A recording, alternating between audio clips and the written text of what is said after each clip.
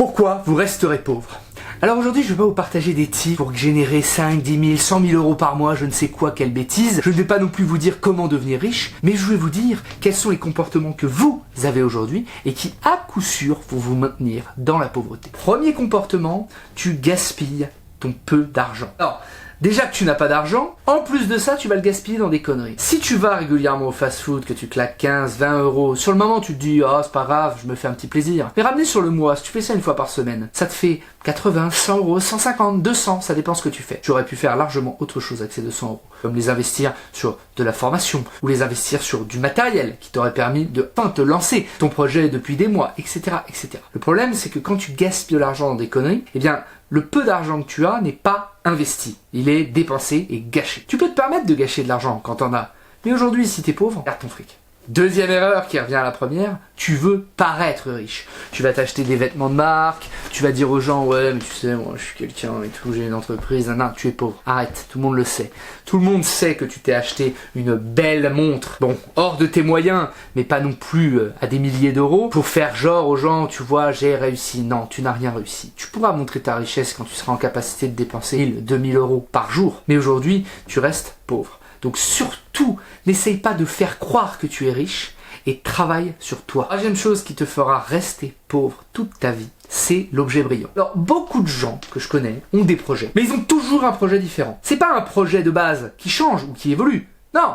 C'est totalement différent. C'est-à-dire que le gars voulait ouvrir un restaurant, puis après il te dit non, plutôt je vais ouvrir un bar, là encore c'est connecté, puis d'un coup il te dit non, en fait je vais créer une marque de textile streetwear, d'accord, très bien, non mais en fait je vais plutôt me lancer dans le coaching des marmottes dans le Jura, ça rapporte énormément d'argent, et en fait à chaque fois qu'il voit quelque chose sur internet, il court dessus. Les crypto-monnaies, oh oui, alors là, l'IA, déjà tu ne maîtrises pas un business qui te génère quelques centaines d'euros par mois, un truc simple, comme je sais pas moi, nettoyer des voitures, tout le monde peut monter ce genre de business. Ne va pas te lancer dans un truc d'IA, d'accord? Surtout si ça n'a rien à voir avec tes compétences de base. Si aujourd'hui tu es coach sportif par exemple, et que tu veux intégrer l'IA dans ton produit, tu peux tout à fait le faire, mais il faut déjà que tu vives de ton coaching sportif, sinon ça n'a aucun intérêt. Bref, si tu as un projet, colle-moi ce projet dans ta tête et vire-moi tout le bruit qu'il y a autour, ça va te ralentir, et à coup sûr, si tu cours après l'objet brillant qui te rendra riche rapidement, tu ne seras jamais riche. Quatrième chose et pas des moindres, tu penses que gagner 3, 4, 5 000 euros, c'est ça être riche. Alors je t'explique. Si ton but était de gagner 5 000 euros dans ta vie, ce qui est un but très honorable niveau finances personnelles, tu peux tout simplement aller trouver un emploi qui paye bien. Faire une formation à des métiers qui payent bien. Je prends un exemple concret. Un expert en cybersécurité peut gagner jusqu'à 5 000, 6 000 euros par mois, même en étant débutant. C'est des métiers qui sont en tension, qui sont recherchés, et tu pourras avoir un salaire très confortable. Mais ne viens pas me dire que tu veux être riche si tu veux gagner 5 000 euros par mois. Être riche, ce n'est pas ça. Il faut absolument que si tu souhaites gagner à titre personnel 5 000 euros, il faut que tu dissocies le personnel du business. Peut-être que ces 5 000 euros, pour toi personnellement, te rendront riche, car tu n'auras plus à compter quand tu fais les courses, tu pourras te payer les loisirs que tu souhaites. Mais ne viens pas me dire qu'au niveau business, tu es riche. Sache qu'il y a des entreprises qui ont des milliards en banque et qui se considèrent comme pauvres.